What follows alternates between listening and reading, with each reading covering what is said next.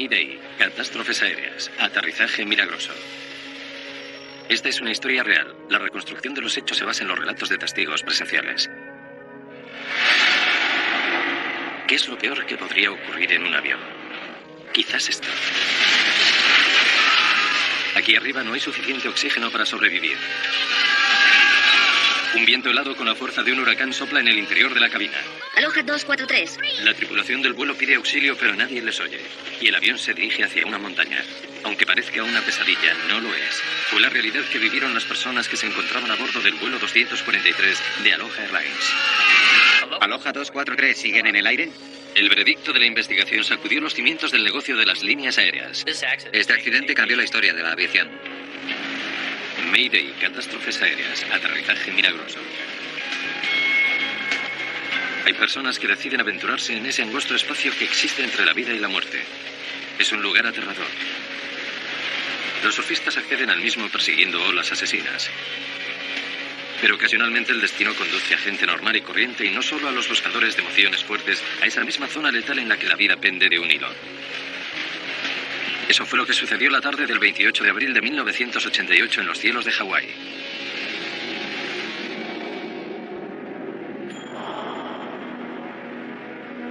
A la 1 de la tarde el vuelo 243 de Aloha Airlines se disponía a partir. Un Boeing 737 estaba ya en la pista de despegue del aeropuerto Hilo, en la gran isla de Hawái, la que se encuentra más al sur del archipiélago. La duración del vuelo 243 con destino a Honolulu, en la isla de Oahu, era de tan solo 35 minutos. Para dar servicio a las islas, los aviones de Aloha trabajan muy duro. Los vuelos son muy cortos, pero se efectúan infinidad de ellos. Este avión había estado yendo y viniendo entre las islas desde una hora muy temprana. El siguiente sería su 9º vuelo del día. La tripulación llevaba muchos años haciendo ese trabajo. Aloha 243. Te recibo. Hacía ya 11 años que el capitán Bob Schonsteimer volaba con Aloha Airlines. Mimi Tompkins, su primer oficial, esperaba ascender a capitana después de casi 9 años en la empresa. ¿Y sabes algo más de eso? Todos los auxiliares de vuelo poseían también una larga hoja de servicios, pero ninguno tan extensa como Clarabel Lansing, a quien todo el mundo llamaba simplemente CB. Señor Kainer, bienvenido. Siempre es un placer verte, CB. Ya veo que nos has traído un poco de buen tiempo. Por supuesto, no podía ser de otro modo. Permítame ayudarle con esto. Sí.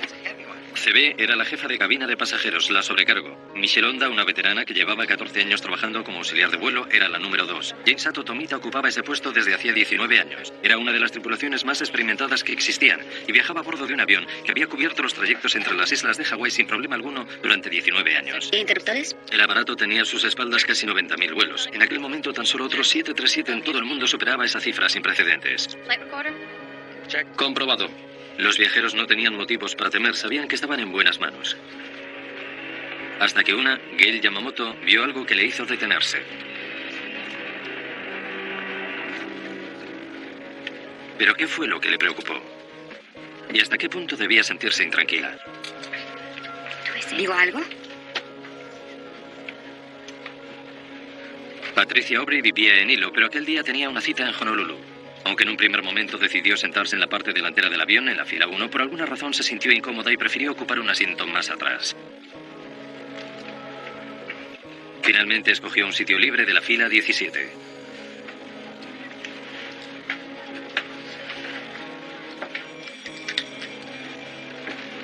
A la 1:25 el vuelo 243 ya está preparado para despegar.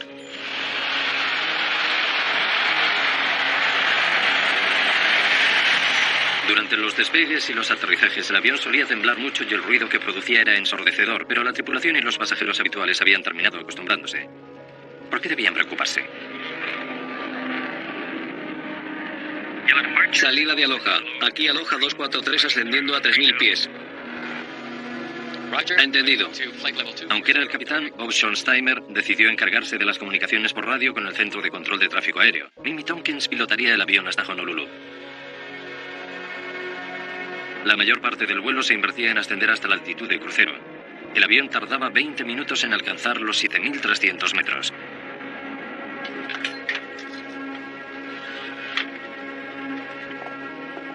Para muchos pasajeros, planear sobre el Pacífico formaba parte de la rutina diaria.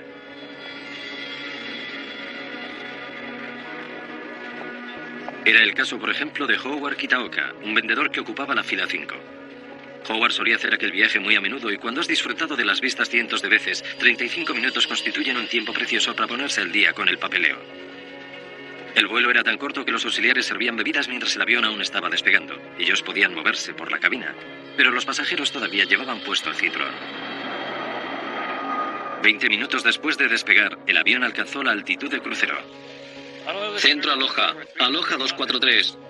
Nivelamos la nave a 240. Por fin los pilotos podían relajarse. Dime, ¿dónde está la estación del Servicio Nacional de Meteorología? ¿Es la que se encuentra en la vieja torre? El tiempo era perfecto para volar y todo se desarrollaba como de costumbre.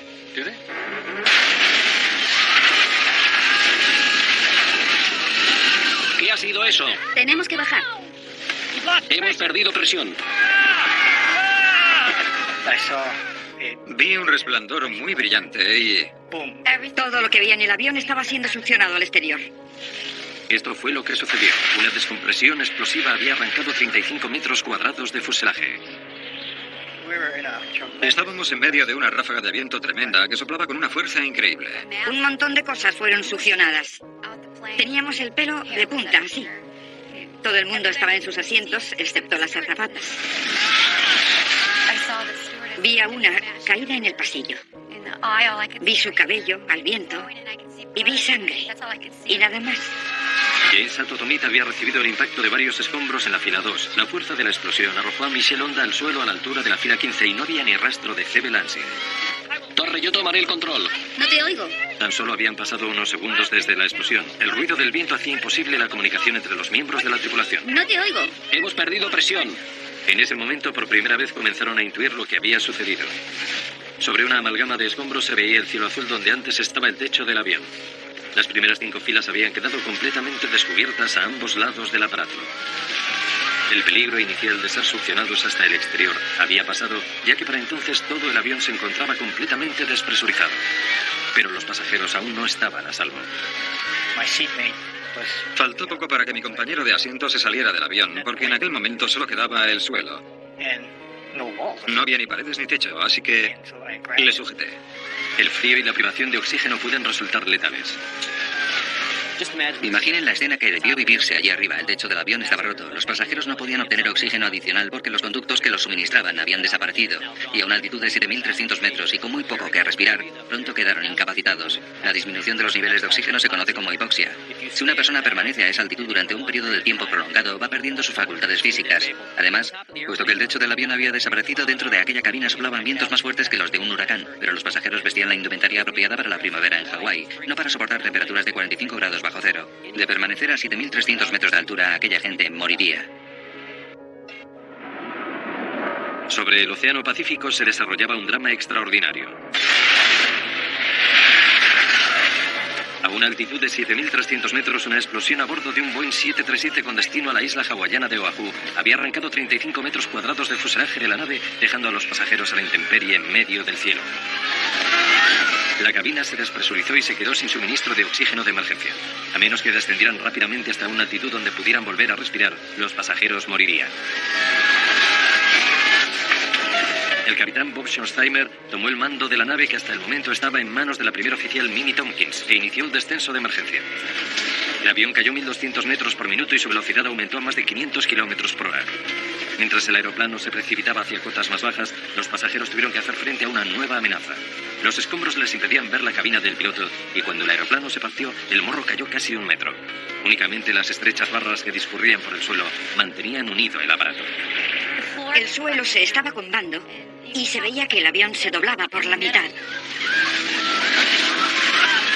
Michelle Honda no podía avanzar lo necesario para ver si los pilotos estaban vivos o muertos, de modo que trató de establecer contacto con ellos a través del intercomunicador. ¿Alguien me oye?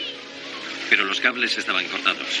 Mientras trataba de avanzar para llegar a la cabina, alguien le preguntó lo único a lo que no podía responder. ¿Tenemos piloto? No lo sé. ¿Tenemos piloto? No lo sé. ¿Saben pilotar un avión? El pánico debió apoderarse de los pasajeros cuando la azafata hizo la pregunta que ninguno de ellos deseaba oír. ¿Saben pilotar un avión? Mientras la primera oficial Minnie Tompkins trataba de avisar al control de tráfico aéreo de Honolulu. Los registros de la grabadora de voz de la cabina a la caja negra, analizados posteriormente por los investigadores de accidentes, aportaron una serie de datos asombrosamente precisos sobre lo que sucedió.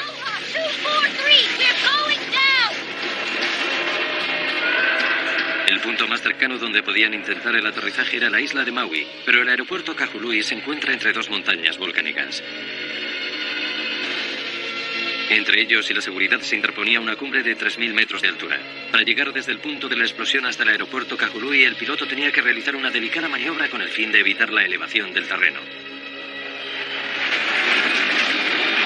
¿Lograría el frágil aeroplano soportar la presión que implicaba un cambio de rumbo o la de un aterrizaje si conseguía alcanzar el aeropuerto? ¿Y cómo podrían sobrevivir quienes viajaban a bordo? Jane Sato Tomita estaba casi inconsciente. Howard Kitaoka le tomó la mano y la estrechó con la suya. Únicamente cuando Jane le respondió con el mismo gesto supo que seguía viva. No sé con seguridad si estaba consciente, pero logré apretarle la mano. Y ella me respondió estrechando la mía.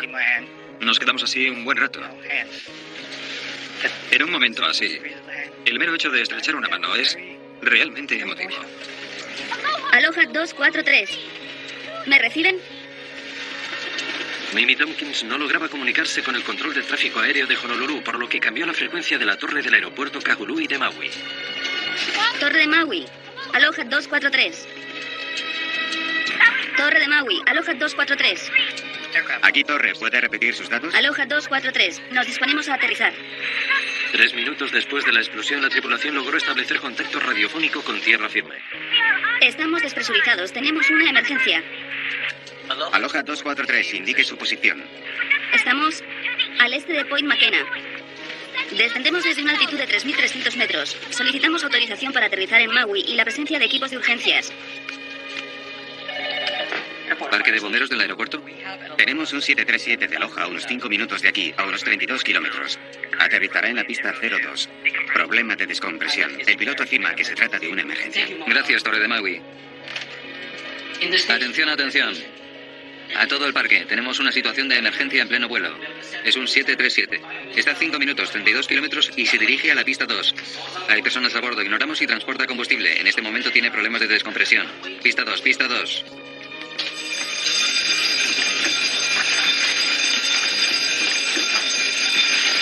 Aloha 243. Los equipos ya están en marcha. El avión se situó a 3.000 metros de altura y al oeste de la montaña. En ese momento el piloto redujo la velocidad y con la mayor suavidad posible comenzó a trazar el giro a la derecha para descender sobre Kahului. Los pasajeros comprendieron que debía haber alguien a los mandos de la nave. Poseo cierta formación como piloto y me di cuenta de que las alas estaban niveladas, paralelas a tierra. El avión no caía en picado, ni tampoco daba vueltas sobre sí mismo. Entonces pensé, tenemos una oportunidad. Mientras quienes se encontraban en tierra firme carecían de la información necesaria para saber a qué tipo de crisis se enfrentaban. El aeropuerto de Maui es pequeño y un avión de pasajeros en peligro pondría a prueba la experiencia de los equipos de bomberos. Al controlador aéreo le resultaba muy difícil escuchar al avión. Solicito verificación una vez más. El avión se rompe y su distintivo de llamada es el 243, ¿correcto? Habían pasado 4 minutos desde que se produjera la explosión y puesto que para entonces el avión volaba a una altitud menor, los pasajeros pudieron quitarse las máscaras de oxígeno. Además, la velocidad del aeroplano apenas superaba los 380 kilómetros por hora, por lo que el ruido del viento disminuyó lo suficiente para que los viajeros pudieran escucharse entre sí. ¿Quieres que pida algo más? No. Aloha 243. Parece que hemos perdido una puerta. Tenemos un agujero en el costado izquierdo del avión. Pero en la torre no se escuchó esa nueva información. Habían perdido el contacto con el avión y no captaban sus transmisiones. Aloha 243, ¿sigue ahí arriba? El problema era un mal funcionamiento de la radio, se trataba de algo aún peor. Aloha 243. Al no obtener respuesta del avión en apuros, el controlador temió lo peor. Aloha 243. Aloha 243, ¿sigue ahí arriba? Aloha 243, si sigue ahí, por favor, identifíquese. Afirmativo. Entendido, Aloha 243. Ya tengo su identificación. Todo listo para el aterrizaje. Viento 040 a 20 nudos. Por fin se restableció la comunicación, pero las dificultades de la tripulación no habían terminado. Cabina, ¿me escuchan? Mimi Tompkins intentó ponerse en contacto con la cabina de pasajeros por medio del intercomunicador, pero no obtuvo respuesta. Los pilotos ignoraban lo que estaba sucediendo tras ellos. El avión seguía en el aire y el capitán tenía que concentrarse en pilotarlo, sin saber con exactitud los daños que se habían producido en la parte trasera. Dile que necesitaremos ayuda para evacuar. De acuerdo. Torre de Maui, aquí Aloha 243. ¿Me escuchan en la frecuencia de la torre? Aloha 243, le escucho alto y claro. Adelante. Vamos a necesitar ayuda. No podemos comunicarnos con los auxiliares de vuelo. Y necesitaremos asistencia para los pasajeros cuando aterricemos. De acuerdo, necesitarán una ambulancia, ¿correcto? Afirmativo. Durante el descenso, los pasajeros vivieron momentos de absoluto terror. El avión seguía temblando. Los portaequipajes se nos caían encima y había cables eléctricos volando y emitiendo terribles chasquidos. Aquello era un caos. Parecía como si el aparato fuera a partirse por la mitad. Y de repente surgió otro problema al que los pilotos tuvieron que hacer frente. Parece una reversión manual. ¿Qué? Parece que hay una reversión manual en los controles de vuelo. El piloto intuyó que los sistemas hidráulicos como la dirección asistida de un automóvil habían fallado. El armazón del avión se hallaba sometido a una gran presión. Tenían que aterrizar lo antes posible. ¿Podemos mantener la altitud? La tripulación temía que la instalación eléctrica o cables de control decisivos hubieran sido seccionados e ignoraba si alguna de las partes vitales del avión sufría daños. Intentemos volar con el tren de aterrizaje desplegado. De acuerdo. Adelante. En el cuadro de mandos hay unas luces que indican si el tren de aterrizaje se ha desplegado correctamente o no. El principal funcionó con normalidad, pero la luz correspondiente al tren de aterrizaje del morro no se encendía. Lo último que deseaba el piloto, sobre todo teniendo en cuenta las condiciones en que se encontraba aquel avión, era quedarse sin tren de aterrizaje en el morro, porque cuando la parte delantera del aparato impactara contra la pista, el avión se partiría. Y probablemente los depósitos de combustible se romperían, lo que podría dar lugar a una explosión y a un incendio terribles. Tras un segundo intento de desplegar el tren de aterrizaje del morro, la luz seguía apagada. Pero la comunicación por radio era tan mala que la torre aún estaba tratando de asimilar la crítica situación. Aloha 243, solo quería verificar que necesitan una ambulancia. ¿Es correcto? Siguen sin comprender lo que pasa. Afirmativo. Entendido. ¿Cuántos heridos calculan que...? No tenemos ni idea. No podemos comunicarnos con los auxiliares de vuelo. De acuerdo, ya hay una ambulancia en camino. Es posible que no tengamos tren de aterrizaje en el morro. Bob Schonheimer tuvo que tomar una decisión vital. Debía esperar a la confirmación de que el tren de aterrizaje se había desplegado o aterrizar de todos modos. Según los manuales, en un caso así, los pilotos deben sobrevolar el aeropuerto para que los controladores del tráfico aéreo comprueben el estado del tren de aterrizaje y les comuniquen si pueden o no contar con él. A continuación, los pilotos vuelan alrededor del aeropuerto, inician la aproximación y luego aterrizan. Pero con un avión que podría romperse en cualquier momento, dicha opción era totalmente inviable. Dile que tenemos problemas, pero que aterrizaremos de todos modos, incluso sin tren de aterrizaje en el morro. No obstante, deben saber que según nuestros indicadores, ese tren de aterrizaje no se ha desplegado. Aloha 243, el viento ahora es 050. Los equipos de emergencia están en posición. De acuerdo. Han de saber que no tenemos tren de aterrizaje en el morro.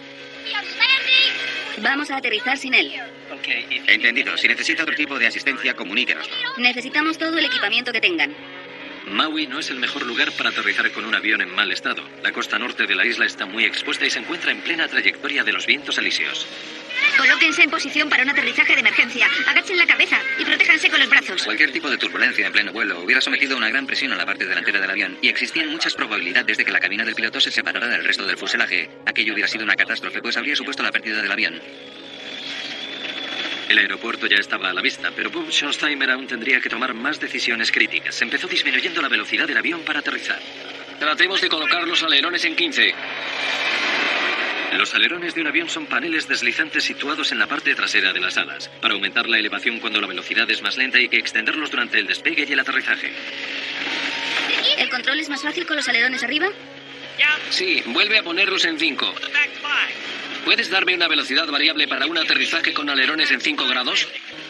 No hay dos aterrizajes iguales. Los pilotos han de tener en cuenta infinidad de factores. La velocidad y dirección del viento, los pasajeros y el combustible que transportan y la longitud de la pista de aterrizaje que tienen ante sí. ¿Quieres que baje los alerones cuando aterricemos? Sí, pero solo después de tocar tierra. De acuerdo.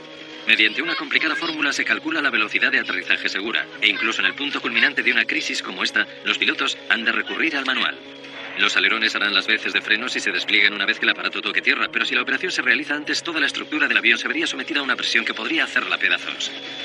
Recordemos que los pilotos no estaban entrenados para actuar en una situación como esta y al faltarles el techo de la nave, se convirtieron en meros pilotos en pruebas. Los efectos aerodinámicos del avión eran muy diferentes de aquellos a los que estaban acostumbrados, de modo que tuvieron que manejarlo dejándose guiar por su instinto. Según los cálculos que efectuaron, la velocidad de aterrizaje segura teniendo en cuenta la longitud de la pista de Kahului era de 152 nudos, 282 kilómetros por hora.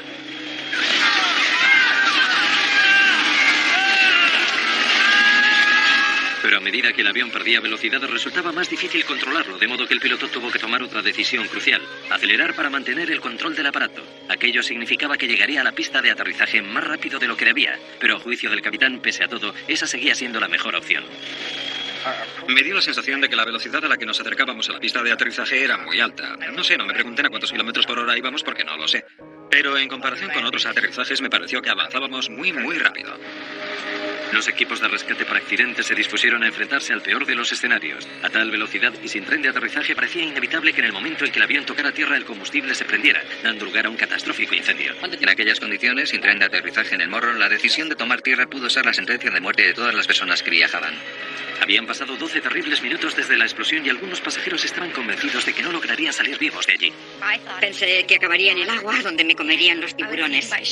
Entonces vi la montaña, pero jamás creí que lograríamos salvarla. Solo sabía que nos estrellaríamos contra ella. Después, cuando vimos por fin el aeropuerto, pensé que moriría quemada, porque el avión se incendiaría al chocar contra la pista de aterrizaje. De repente llegó la noticia por la que los pilotos habían estado rezando. El tren de aterrizaje está afuera. Llama para comunicar que el tren está afuera. Estupendo, gracias. Aloha 243, para su información vemos el tren de aterrizaje desplegado. Está desplegado. ¿Quieres que coloque los alerones en 40? ¿Te ayudo? No, cuando estemos en tierra. Los pilotos habían tenido que tomar decisiones críticas. Se jugaban la vida. En cuestión de segundos descubrirían si fueron las correctas. Michelonda estrechó contra su cuerpo a su compañera herida. Se acercaba el momento definitivo. Los pasajeros se consolaban unos a otros en lo que podían ser sus últimos momentos de vida. Junto a mí estaba sentada una mujer. Su esposo se encontraba al otro lado del avión, una fila más atrás. Y los vi estirando el brazo, intentando que sus dedos se tocaran para despedirse. Fue un momento realmente emotivo para mí. Entonces supe que iba a morir, porque les vi despidiéndose. Lo que más me reconfortó fue saber que mi esposa y mis hijos sabían lo que sentía. Eso fue un gran consuelo. No necesitaba decirles nada más. Ni os quiero o me preocupa lo que os pase, porque sentía que ya había dicho todo eso.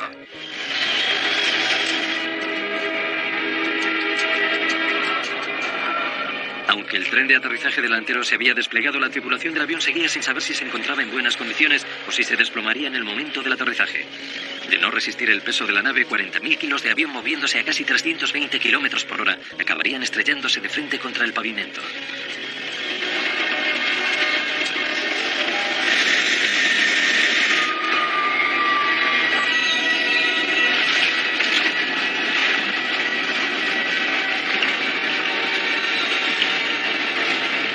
Inmersión. Vale. Inversor del empuje.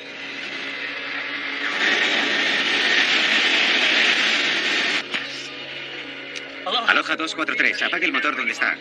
Sí. Todo está bien, el tren de aterrizaje resistió. Los coches de bomberos ya están en camino. Estupendo. Apágalo. ¿Sí? Sí.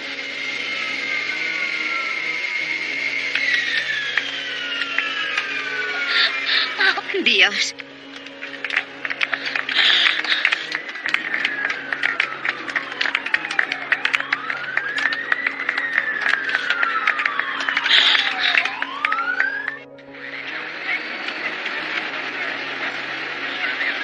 Viendo estas extraordinarias imágenes grabadas momentos después del aterrizaje, resulta difícil comprender la extensión de los daños que sufrió el avión.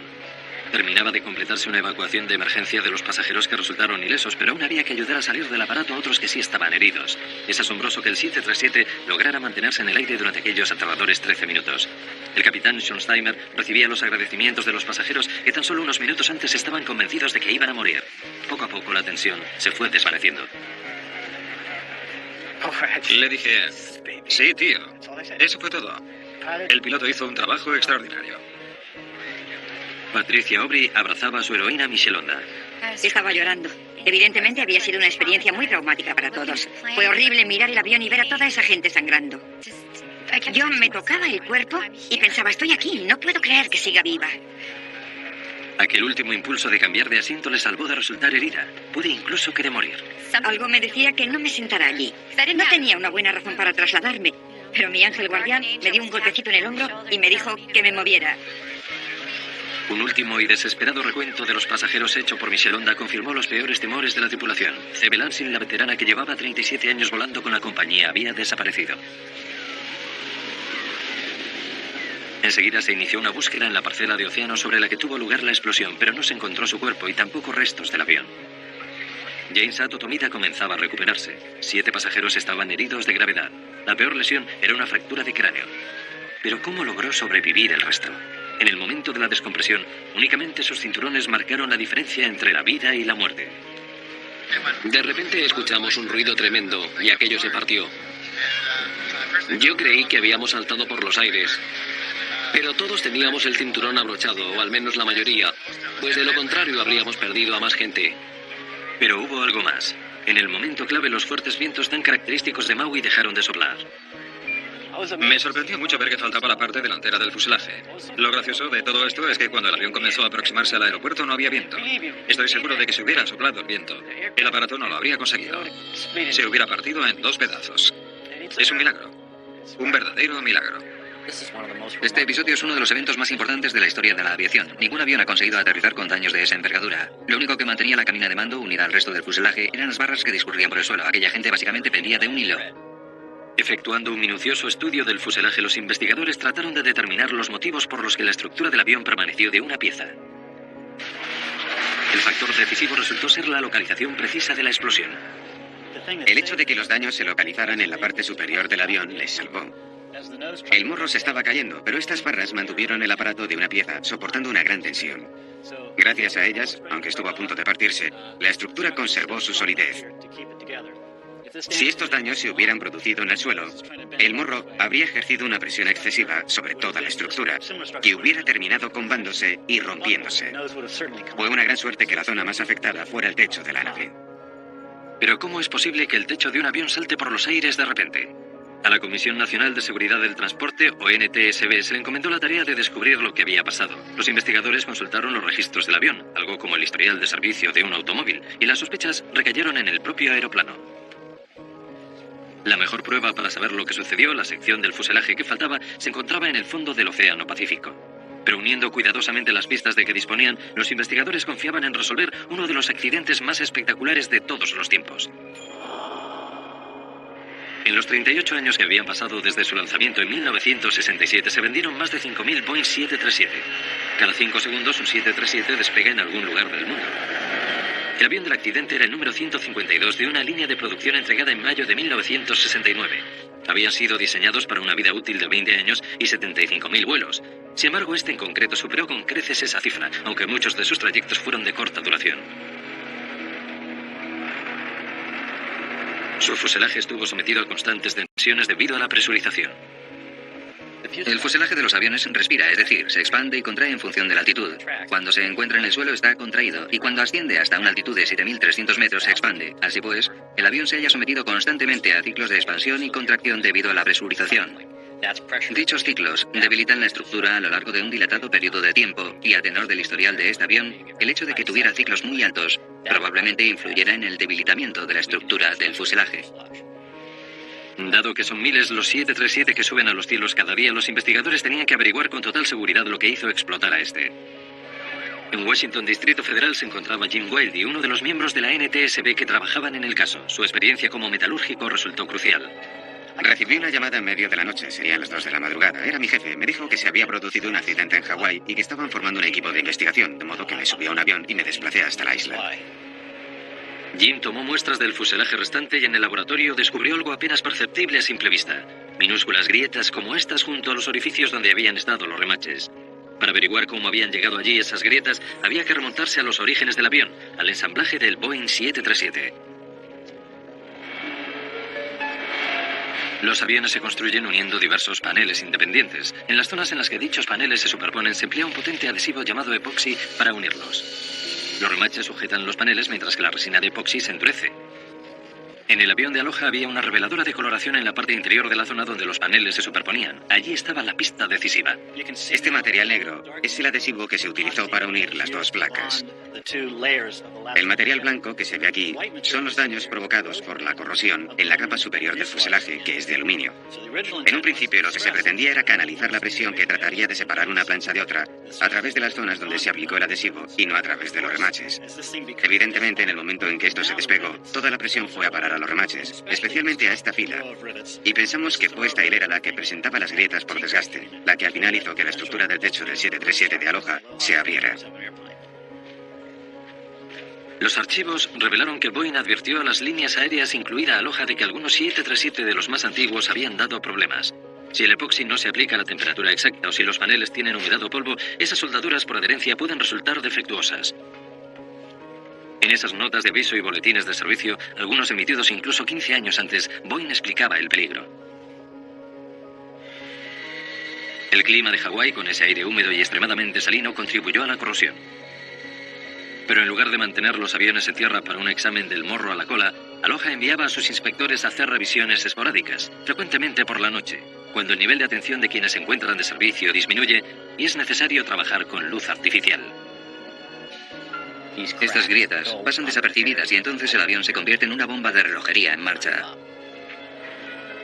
Había otros problemas. Los boletines de servicio de Boeing y lo que se denomina directivas de aeronavegabilidad emitidas por la Administración Federal de Aviación con frecuencia son difíciles de comprender. Las directivas de aeronavegabilidad son muy complejas y están redactadas como un documento legal. Aloha necesitaba a alguien que pudiera leer aquellos documentos y traducirlos a un lenguaje más sencillo para los mecánicos, los operarios, pero nunca lo hicieron. Un avión que había trabajado tan duro, asistido por mecánicos que no comprendían completamente las instrucciones, estaba condenado al desastre. Para entonces los investigadores creían saber por qué el avión perdió la parte superior, pero ignoraban cómo. Tomé un avión para regresar de Hawái a Los Ángeles y mientras estaba en el aire recibí un mensaje. Me comunicaban que teníamos que entrevistar a una pasajera que al parecer había visto una grieta cuando subía al aeroplano siniestrado. Usted vio algo al subir a este avión y se lo comentó a su compañera de habitación. Cynthia Johnson. Sí, Cynthia, hábleme de ello. ¿Qué fue lo que vio? Pues a la derecha de la puerta, donde estaba la pintura blanca, había una grieta. Bueno, no era exactamente una grieta, pero el metal de la puerta superior se había separado del de la parte inferior. Se lo iba a decir al auxiliar de vuelo, pero estaban muy ocupados. Teníamos que ocupar nuestros asientos. Claro, y supuso que sabían lo que hacían y que después de todo era su avión. No quería armar un escándalo. Por supuesto, claro que no.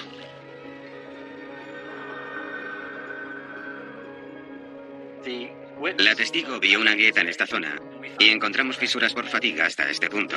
Esta es la línea en la que se unieron ambas grietas. Al hacerlo, una pieza cayó y se desprendió y la otra salió volando y cayó por el lado derecho. Pero algo seguía sin encajar. Boeing diseñó el 737 y otros de sus aviones para que nunca sucediera algo así. Todo el interior del fuselaje del avión está recubierto por unas placas de 25 centímetros llamadas flejes, cuya misión es reforzar la estructura y controlar cualquier posible rotura. Si apareciera una grieta, tan solo debería extenderse hasta el siguiente fleje antes de desprenderse en un ángulo de 90 grados. De ese modo, aunque exista un agujero en el avión, actuará como válvula de seguridad. El objetivo de los flejes es confinar cualquier tipo de desgarro o grieta que aparezca en la cubierta superior del fuselaje a una superficie cuadrada de 25 centímetros. Si permites que la fisura vaya más allá de esa parcela, podrían peligrar secciones más extensas del fuselaje y hacerlo reventar. Ese cuadrado de 25 centímetros permite una descompresión controlada y limita los daños estructurales a una zona muy pequeña. Entonces, ¿por qué falló en este caso la válvula de seguridad? La NTSB pensaba que había tantas grietas en el fuselaje que simplemente se unieron atravesando los flejes. El avión de Aloha era único en varios aspectos. En primer lugar, por el modo en que operaba, realizaba vuelos muy cortos, así que se sometía a un gran número de ciclos de presurización, y los remaches experimentaban una presión intermitente. En segundo lugar, al separarse las placas, toda la presión recayó sobre los remaches. Eso hizo que las grietas se unieran y que el techo se desprendiera del avión. ¿Pero era esa la respuesta final sobre lo que le sucedió al vuelo 243? Poco después surgió una nueva teoría que podría arrojar nueva luz sobre aquel dramático suceso.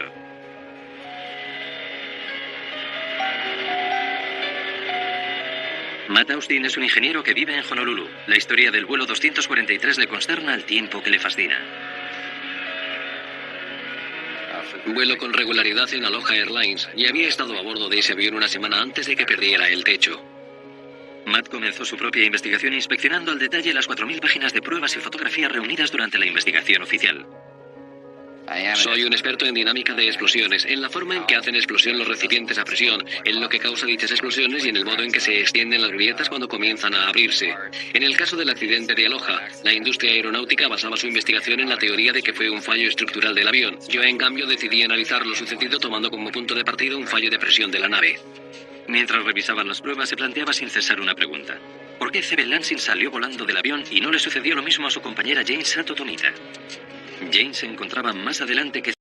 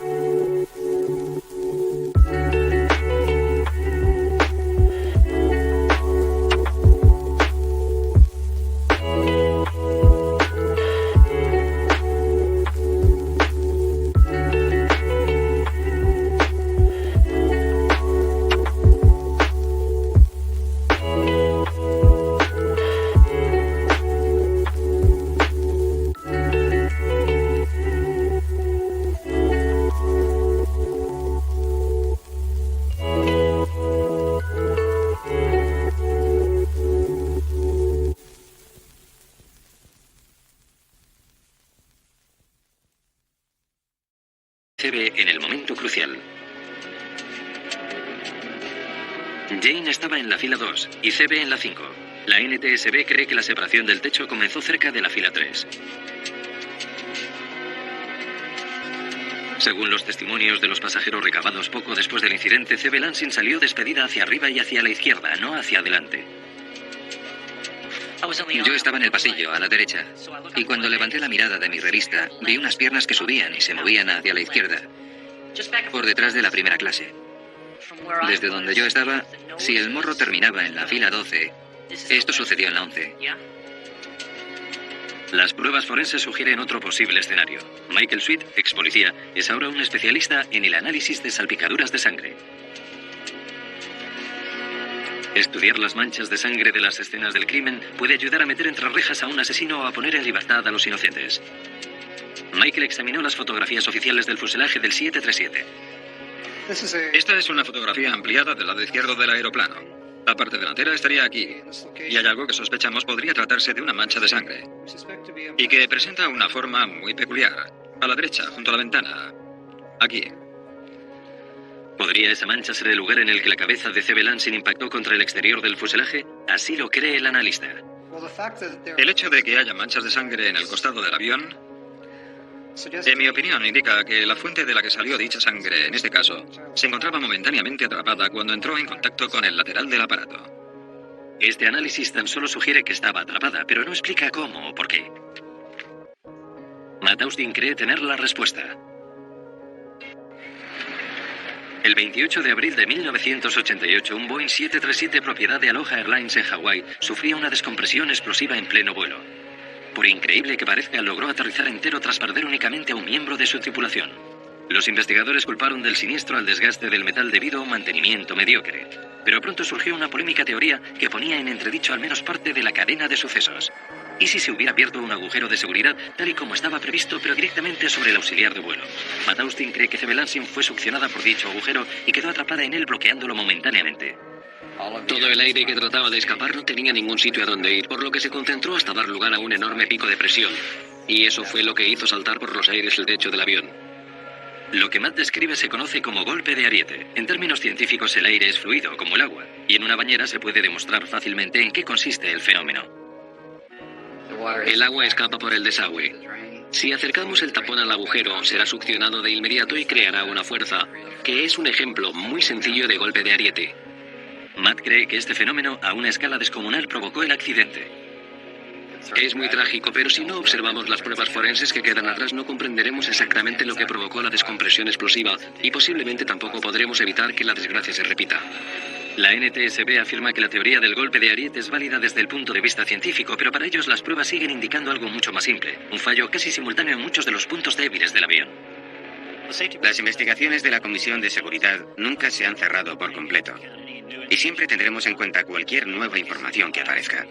Con respecto al accidente de la Aloha, no hemos cambiado nuestra causa probable. Nos quedamos con la causa tal y como la determinamos en el año 88.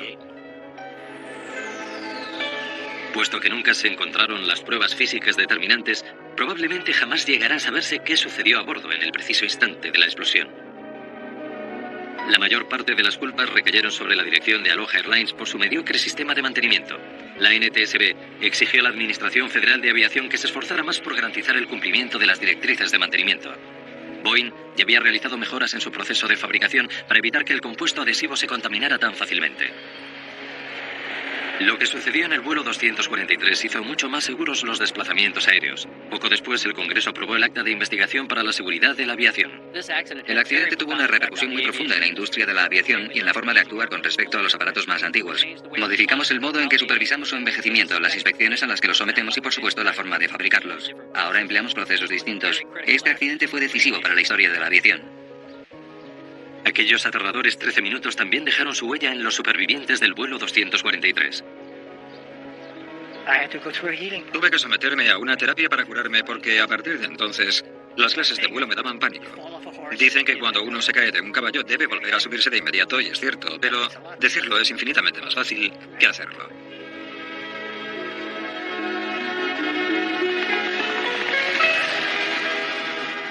También Patricia Aubry tuvo que hallar un modo de enfrentarse a los recuerdos, y lo que hizo fue visitar la misma parcela de espacio aéreo en la que vivió aquella pesadilla. Volé acompañada de mi psicólogo. Me sometí a un proceso al que llaman desensibilización, en el que te obligas a enfrentarte a tu miedo. Y lo haces cuantas veces sea necesario hasta que dejes de experimentar reacciones negativas. Antes de que aquello me sucediera, cuando me pasaba algo malo decía, odio la vida. Pero ahora sé que no es cierto, que puedo soportarlo todo. Afrontaré cualquier contratiempo, pero prefiero estar viva. Existe otro legado de aquel desgraciado día. El océano jamás devolvió el cuerpo de C.B. Lansing. En honor de la veterana auxiliar de vuelo se plantó un jardín en el aeropuerto de Honolulu, bajo el gran cielo hawaiano donde pasó la mayor parte de su vida y donde la perdió de forma tan repentina.